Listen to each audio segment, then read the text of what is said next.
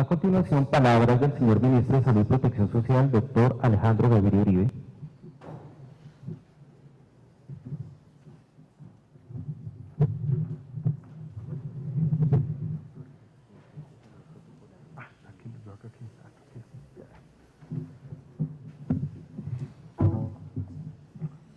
Bueno, muy buenos días para todos.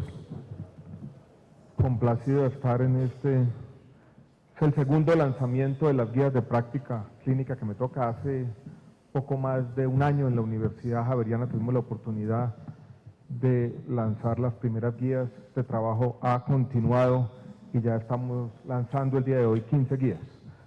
Quiero comenzar por el principio, tal vez con los agradecimientos. Esta es una historia, y lo vamos a ver en los antecedentes en un minuto, que ya tiene varios años y tiene muchos protagonistas, varios y variados, diversos. Este es un trabajo colectivo de mucha gente.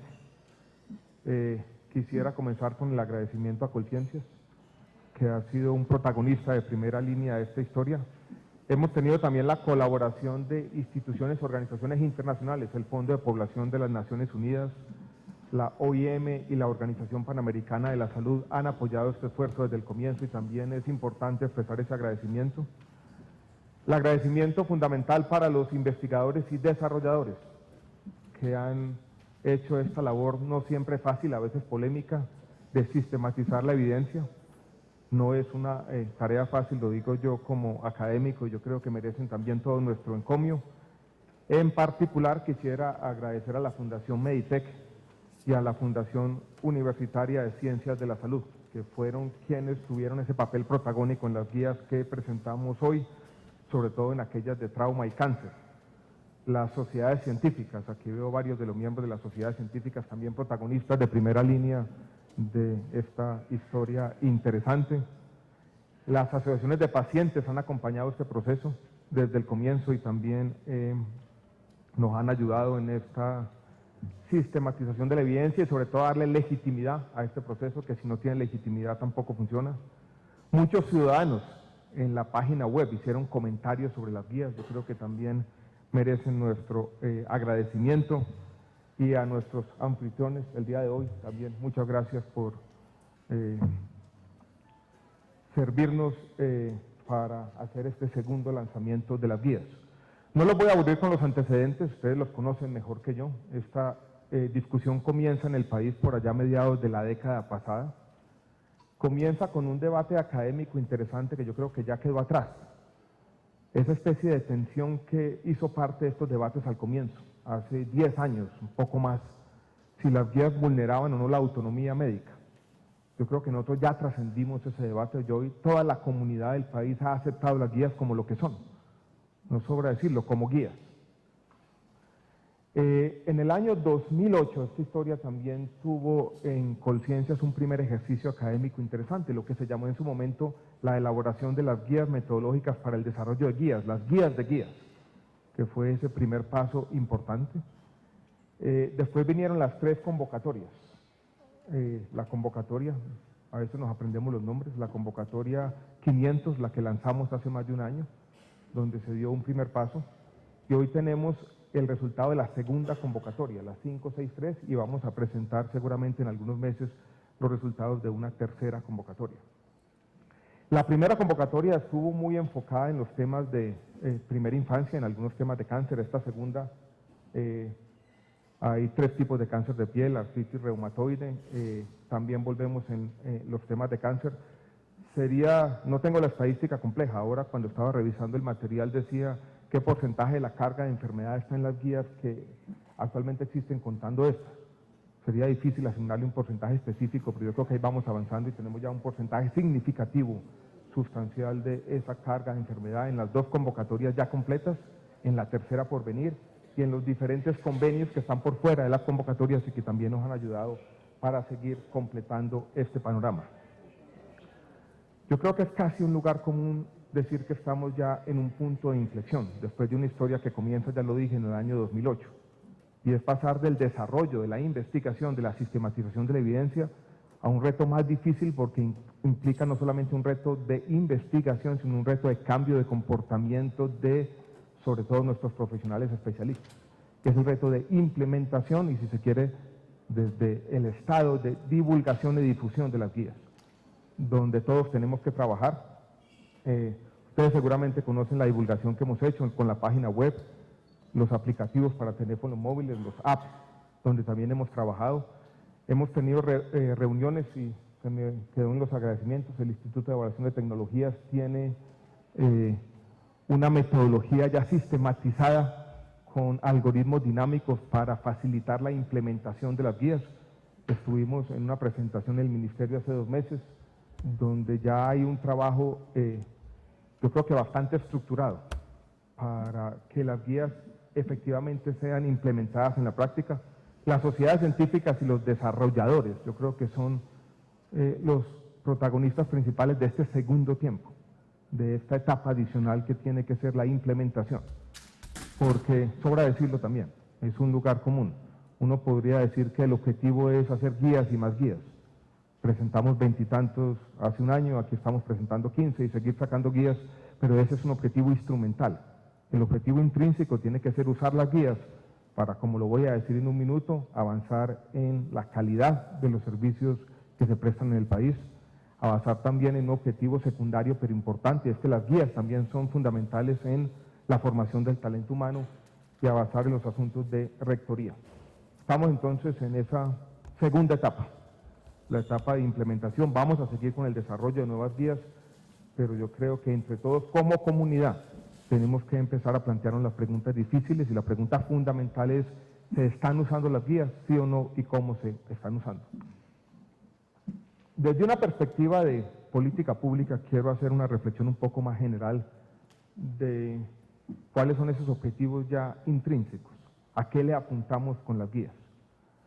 Hay una literatura todavía incipiente, interesante, incluso yo tuve ayer, lo recordábamos con el doctor José Luis, que ha sido también protagonista en el Ministerio de esta historia, un debate por redes sociales cuando tratamos de presentar las guías como un instrumento, un elemento dentro de la política de calidad que promueve el Ministerio de Salud y Protección Social. Todavía hay una discusión académica interesante. ¿Contribuyen las guías efectivamente a mejorar la calidad?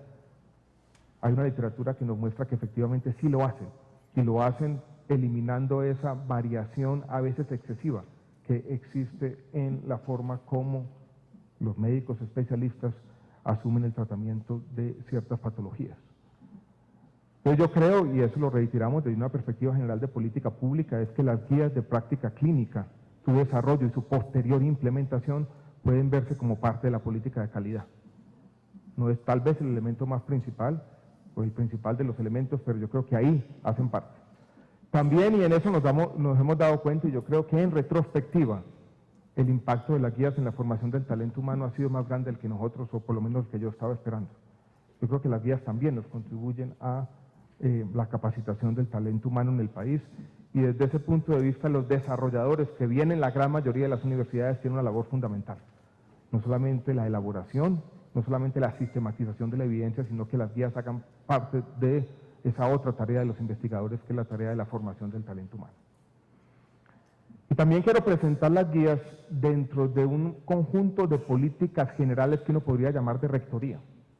Y quiero que reflexionemos sobre lo siguiente: innovaciones normativas que han venido saliendo desde el Ministerio en los últimos meses.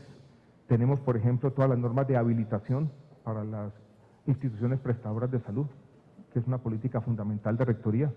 Vamos a tener firmado por el presidente de la República en cuestión de días, 1 semana, 2 semanas, el decreto de habilitación financiera, que impone también condiciones más estrictas, sobre todo con el manejo de los recursos financieros a nuestras instituciones aseguradoras o pagadoras, y que pueden verlo como complementario de las normas de habilitación para las IPS.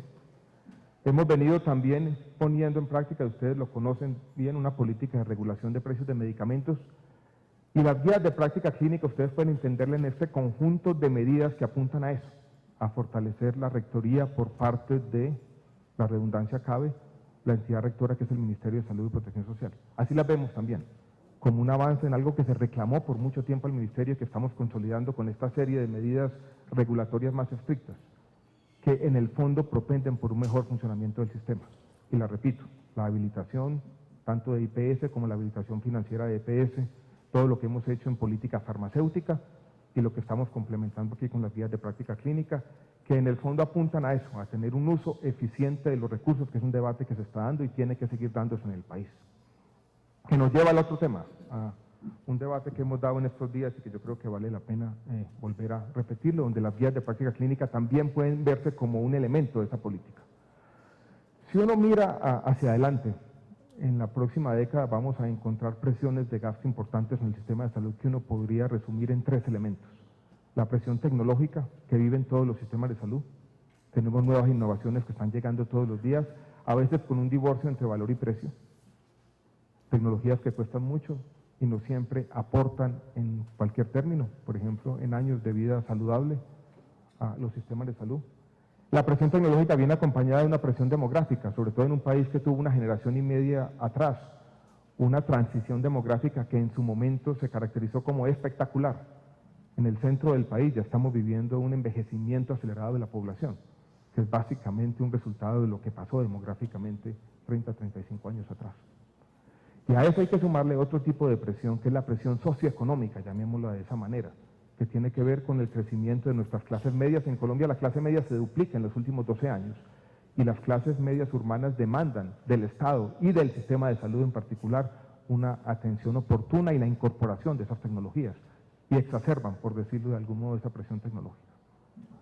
Eso nos impone como sistema de salud grandes retos y yo creo que el reto principal es el del uso racional y el uso eficiente de los recursos. Y yo creo que las guías de práctica clínica contribuyen a eso, a esa racionalidad entendida en el buen sentido, porque cualquier mirada hacia adelante de nuestro sistema de salud, teniendo en cuenta estas presiones que se superponen, es una mirada de, digámoslo claramente, de estrechez, de recursos que no van a sobrar y que nos imponen a todos como participantes de este sistema unas obligaciones que trascienden muchas veces el acto médico en el momento. Aquí hay que tener una doble condición ética, como me decía hace el doctor Fernando, ¿se acuerda? Un bioeticista importante colombiano que trabaja aquí en la Universidad del Bosque, nos decía, tenemos que tener una doble condición ética, deontológica con el paciente, pero también teleológica de cuidar los recursos. Y aquí las guías nos van a servir, y nos van a servir de una doble manera. Una es para aumentar la calidad, pero la otra es para tener una conversación mejor y más estructurada sobre el sistema. Cuando uno tiene, no la guía en particular, sino todas las guías en conjunto, yo creo que lo que propendemos es a eso, a tener una mejor conversación, un mejor diálogo sobre cómo vamos a usar racionalmente los recursos que son escasos y, como ya lo dije, van a ser escasos. Celebro entonces este lanzamiento. Yo creo que esta es una comunidad que está trabajando y construyendo colectivamente para hacer un mejor sistema de salud. Es una política que ya lleva varios tiempos. Si uno puede decir desde el 2008, ya estamos en el 2014, 2015, ya vamos a cumplir 10 años de una política implementándose todos los días. Muchas gracias a quienes trabajaron duro. Este no es una labor fácil de sistematizar esta evidencia. Y repito el reto que tenemos como comunidad en los próximos años, y es que estas guías de práctica clínica guíen el ejercicio de la profesión y nos sirvan para enfrentar los retos de nuestro sistema de salud, que no son pocos. Buenos días a todos.